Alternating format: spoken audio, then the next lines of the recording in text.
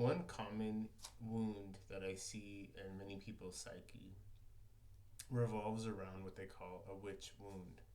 So if we look at this from kind of a generational trauma perspective, there was a period of time, I think it still exists to some degree, but it's shifting, where there became kind of a move from the inner experience to conquesting the outer world. So the experience of the inner experience is the divine feminine. It experiences what is, and the divine masculine is more systematic and moving towards certain things, certain end results.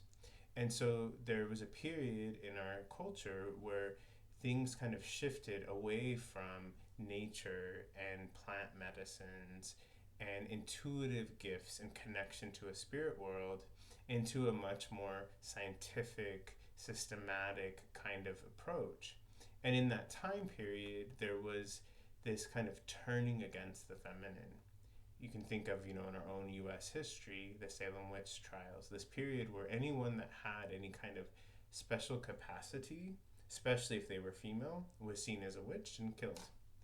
And so if you resonate with this, what you might find in your life is that you very much abandon or talk yourself out of your own intuitive gifts.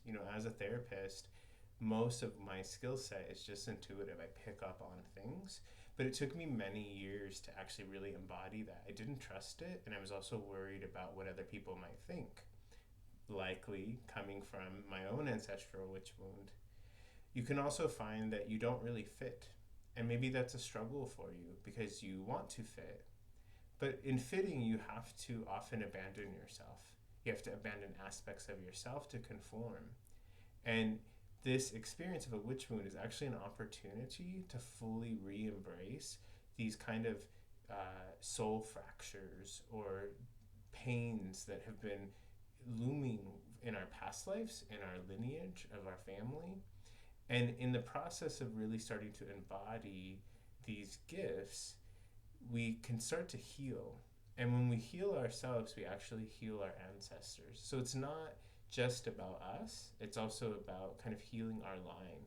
One thing as a therapist, I noticed that people have these kind of familial wounds that when we start to really explore, we see that these things have been going on for generations to generations. So sometimes that can motivate people more into healing because it's not just for them. One other piece that might be very common with a witch wound is this general distrust of others because the people that got found out were the ones that were told on by people they cared about oftentimes. And so I think it's helpful to contemplate this, to look at our own experience. Again, this is an archetype. It might not apply to you, but if it does, it might be something to look deeper into. And especially looking into how do I heal this?